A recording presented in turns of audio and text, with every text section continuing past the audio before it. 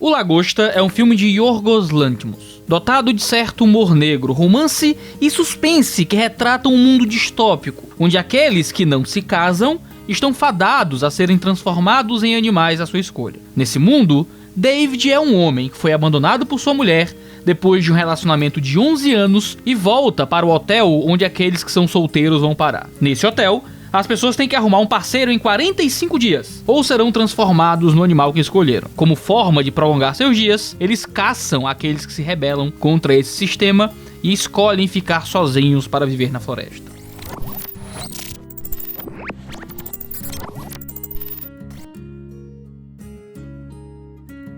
O humor ácido de Lanthimos critica fortemente a imposição do casamento. Pressionados a casar, as pessoas acabam forçando a escolha e vivendo um casamento que não possui afeto algum. O casamento se torna meramente funcional. David chega a fingir o que não é para poder simplesmente se casar com a mulher com o único intuito de não ficar só. Como é de se esperar, o fingimento não dá certo e, para não ser descoberto, David tem que matar a mulher e fugir para a floresta, passando a viver como um solitário. Os solitários são aqueles que vão contra esse sistema de casamento e vivem em uma comunidade que, indo para o outro extremo, nenhum relacionamento é permitido. Ironicamente, no entanto, nesse ambiente ele se apaixona por uma mulher que o corresponde e secretamente eles começam a se relacionar e planejam uma fuga. O que vemos de forma crua em O Lagosta, que tem esse nome porque obviamente é o animal que David escolhe para ser transformado, é a natureza dos relacionamentos que nos cercam. Entre a pressão de ser transformado em um animal e de ter que passar a vida num relacionamento fingido, as pessoas acabam escolhendo uma vida de infelicidade acompanhada. Por outro lado,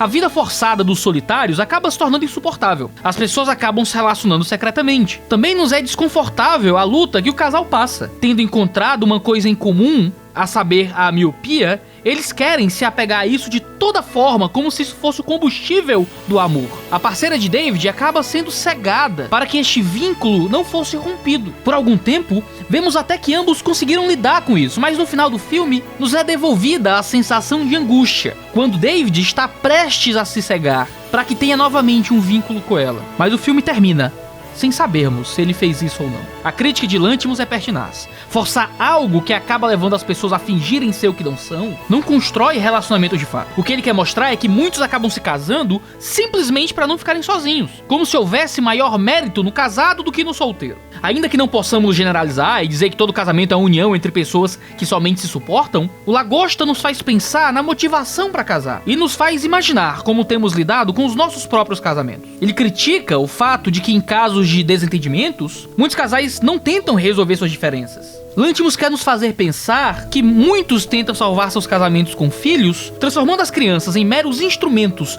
para tentar sustentar algo que precisa ser consertado. O que deve ser o combustível para o casamento é o amor, porque o amor tudo sofre, é o amor que tudo crê, é o amor que tudo suporta. Filhos são frutos do amor e, de fato, podem melhorar um relacionamento. Porém, de forma alguma, filhos podem ser usados como um meio para assegurar o casamento. Isso é colocar sobre a criança uma responsabilidade que não lhe pertence, e é deslocar dos cônjuges a responsabilidade de resolverem suas questões. Claro, não existe casamento perfeito. Casamentos passam por brigas, por momentos de discordância, de variação na paixão. Mas o que sustenta o casamento é um mútuo compromisso, selado entre as partes no momento do sim, no altar diante de Deus. O casamento é um dom. Alguns são chamados ao celibato, mas a maioria são chamados ao casamento. E nenhum deles é melhor do que o outro, são chamados diferentes para a vida de cada um. E a gente deve se tranquilizar que Deus tem o melhor caminho para as nossas vidas e nos direciona a Ele. Lutamos em muitos relacionamentos para encontrar algo em comum, como se isso também fosse sustentar o amor.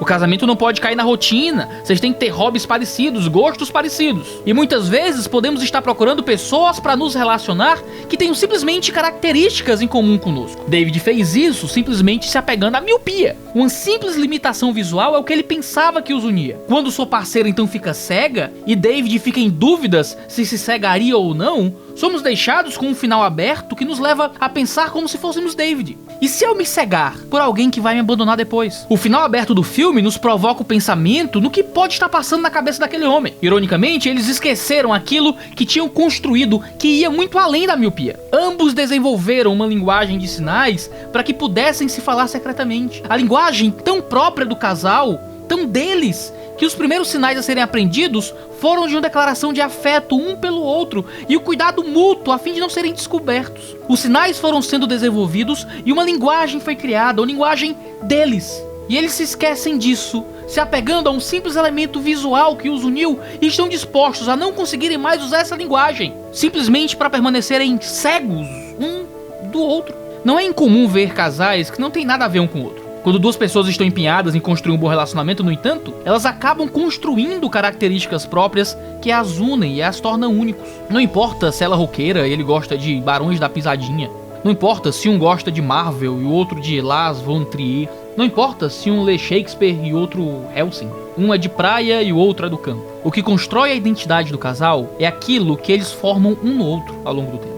A Bíblia nos ensina que um relacionamento conjugal é fundamentado em estar cheio do Espírito.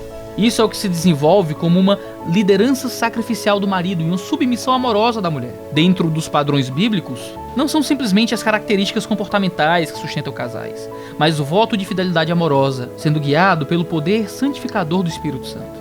Gostos mudam, paixões variam, o físico se transforma, mas o amor, fundamentado em Cristo, permanece. Ele é a rocha, onde devemos firmar nossa fé e nossos amores conjugais.